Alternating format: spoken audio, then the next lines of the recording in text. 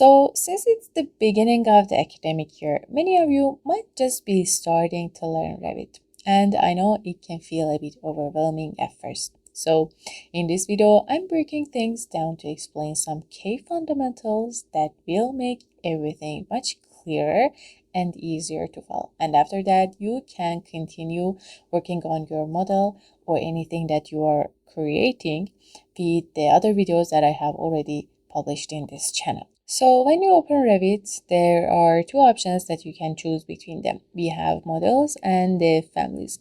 Families are simply the objects, the component that we import into our project, import into the model section, and we can create like a lot of different category of them. For example, like these sections that we have a table, maybe a truss, a structural family, and this is a system family. There are different types of families too, and I have already explained them in the channel. But the models are the projects, are the main sections that we create our buildings, our villas, anything that we want, depending on the discipline that we are working in. Exactly like these parts. For example, we have the architecture, we have the structure, electrical section, plumbing, HVAC, and all of these parts. And now, if you want to start creating a model, you do not need to go to family section. We are going to go to the models. I'm going to click on this new, and in here we're going to choose a template for ourselves. We are going to go to browse section, and in here we can choose the type of template that we are going to use. I'm going to go to the metric section and I will select this default metric. If you want to work with Imperial, you can just choose directly from the first section that you opened. I'm going to select this default metric, click on open, and let's create the first project that we need. So in here, a quick explanation of what we have. And these are all of the tools that we are going to use. We have architecture, structure, steel, precast, system, annotation, view, manage, and modify. And also we have some other add-ins that if you want, you can add to your Revit and use them. Especially this Revit is very helpful. After that, in the properties section, you can see all of the options that you can change for anything you select, or for the viewport that you are working in. For example, now that I have selected nothing, we have the properties for this first level. If I select, for example, this annotation in the properties section, we can see if it has any like properties in here, type properties, you can see them in here. If not, you can go to edit type and change them directly in here. So in the properties section, you can change the component that you have selected. And on the other side, you have the project browser. In this part, you can find the views and the families, sheet, legends, anything that you have in the Revit file. You can also change their placement. You can, for example, move both of them to left or right and set them exactly where you are more comfortable with. Okay. After this, let's say that we want to create a house, a very simple house, and we want to know what are the important things that we need to consider, we need to create for the project. To start, we are going to go to the architecture section, and in here, we are going to start with creating grids. Okay, if you want to create them, you can go to the datum section, and in this part you can see the grid options. I'm going to create a few of them. For example, in here, let me just delete these or hide them. Okay, in here I'm going to continue creating another one and another one. Let's also add one more. Can you pay attention to the way I am creating these? I'm creating them with exactly the snaps, because if I want to change them later, it would be easier to change them all together.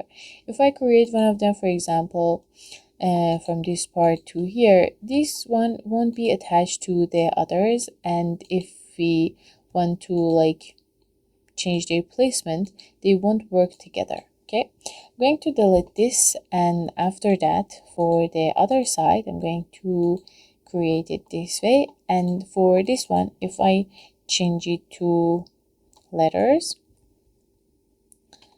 okay, the rest of them will continue using the letters. Decorate to here, you see it's B, and some more, another one like this. Okay, there are a lot of different ways of creating grids, and the way you can control the distance between them directly when you are creating them, but simply you can create them this way, and you can change their distance with selecting them, with creating dimensions for them manually, or like with these dimensions, and like you can figure it out later, or you can just simply drag them this way. Okay, after this we need to create the levels. If you go to one of these elevations, you can see like 4 different default elevations looking at 4 different directions. Okay,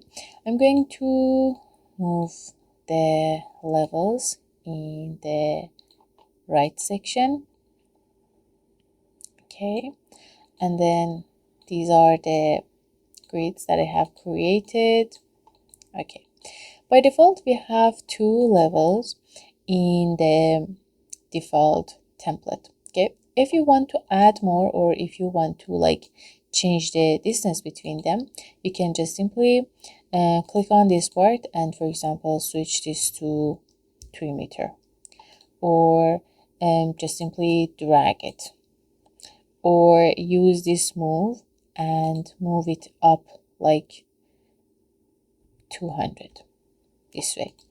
If you want to create new ones, you can go to architecture and you can use this level. Because we are in the elevation view, this option is active. If we go to the level, the floor plan, this won't be active. Okay, if we go to thought view, in here we can use this level and create one exactly like we created for the grids this way, or we can create them with this pick line.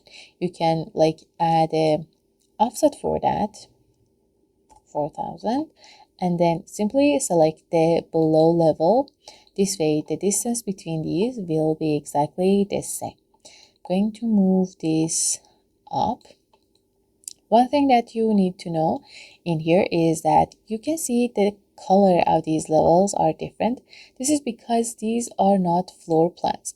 If you look at the project browser, we already have these 2 levels in here, and they are floor plans because their color is blue. But these one are not, and we cannot see their view in here. To fix it, you can either set the options for creating the plan view in here before you create the levels, or if you don't want to change anything, you want to like turn these into floor plans and you can see the views, you can go to the view section, and in here go to the plan views, go to the floor plans, and then select all of these, number 3, 4, 5, and 6, exactly these options, and click on OK. Now you have the rest of them in here, and you can go to their view floor plan too. Okay, I'm going to go back to the start view, and now all of them are blue. Let's go back to level 1, and in here I'm going to go to architecture section. We're going to create some walls in here. I will select this wall, an architectural wall, or if you go to structure section, you can create a structural wall.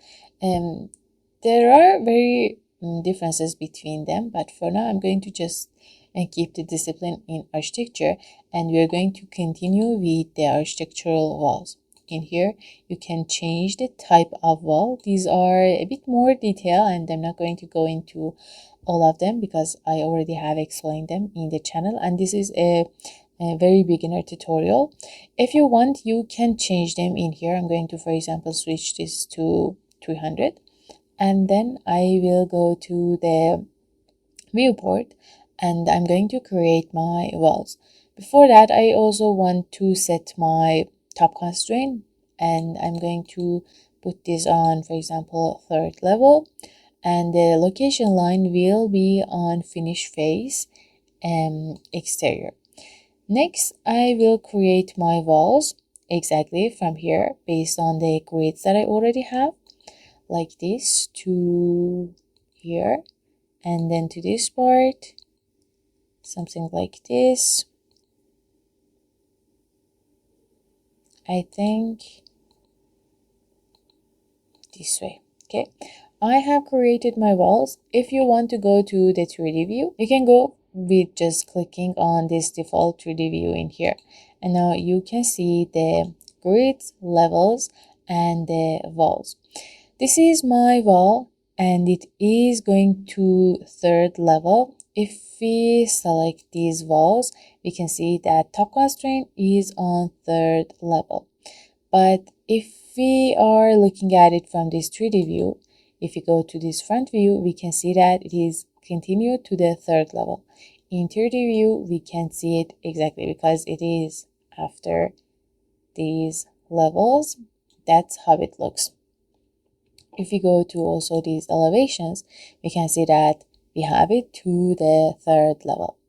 I'm going to go back to this 3D view, and the next thing I want to do is to go to create the floors.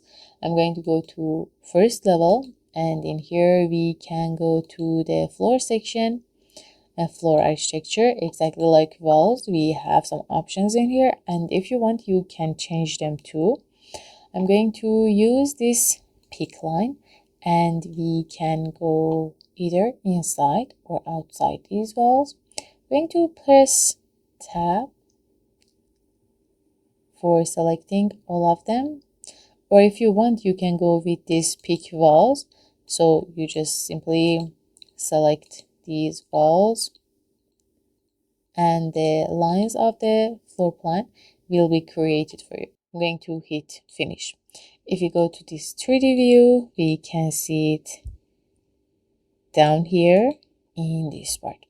I'm going to also create the floor for the second level. So I'm going to go to this second level, and in here with again this floor architecture, I'm going to use this pick line in the interior side. If you want, you can also lock them, but since this is just a temporary model, I'm going to just select them and hit finish. If you go to 3D view, we can see both of them in here this way. These are the levels, and now we need to have the roof or ceiling too.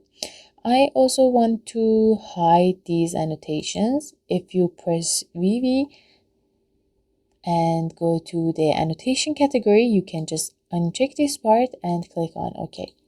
So you will not see any annotation, any tag or dimension in your view. It doesn't matter if it is elevation or the floor plan. Next, I want to create some ceilings for here because I will have a roof after that and I want to have a clean finish. I'm going to go to the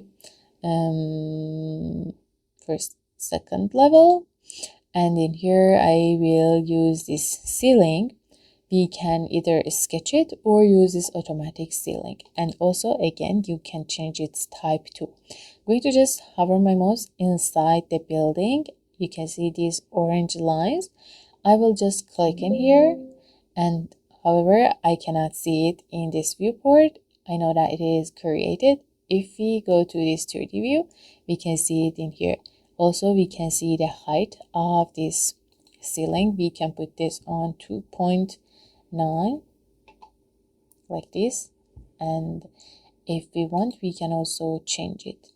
Let me just put this a little higher this way. Then I want to create the roof. Again, we are going to go to this second level, and with this option, roof by footprint or any other type, you can create your roof. You can change its type. I usually change it to one of the other options because this color for roof is not very suitable. So let's go with this warm roof concrete.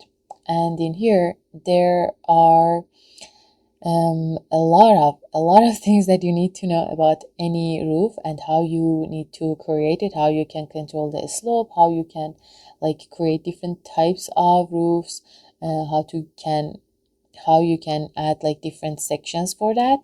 But for now, I'm going to just keep it very simple. We are going to use the overhang option, and we will just add a little offset for the roof, and we are going to see how we can control the slope. So for this, we can either again select the peak walls, or we can go with peak lines. I will go with peak walls, and I'm going to just click on these parts this way. But honestly, I wanted to have some overhang, so I'm going to use this peak valve, and with this overhang I will go with 500 like this. Let's test it. Not enough. I think this might be good. Yes. And I will create it around this building. Okay. Now, if we don't change anything, you can see these parts, these simple small triangles. If you don't change anything, you will have a sloped wall. If you select all of these, let me just put my view into tile views. We don't need level 1 or south view or level 6. Okay, so our roof is exactly in this part, and if we don't change anything, this will be a sloped wall. I will go to the create roof footprint, and I'm going to hit finish now. As you can see, it is created on the second level, but actually we need it to be on the third level, like here. And we have these slopes like this. Okay, each one of these edges have its own section, and it gives us the roof like this. But if I select it again and go to footprint, select all of these sketch lines and uncheck this define a slope, we will have a flat roof like this. Okay, this is how you can like change the way you are creating your slope. Or if you want, you can like mix them together. For example, you can select these parts, this one, and check this define a slope, hit finish, and you might end up with something like this. Okay, you need to actually think about these and like design the roof. But sometimes, of course, we are combining all of these together. I will uncheck this option, define a slope on for all of them, and I'm going to hit finish.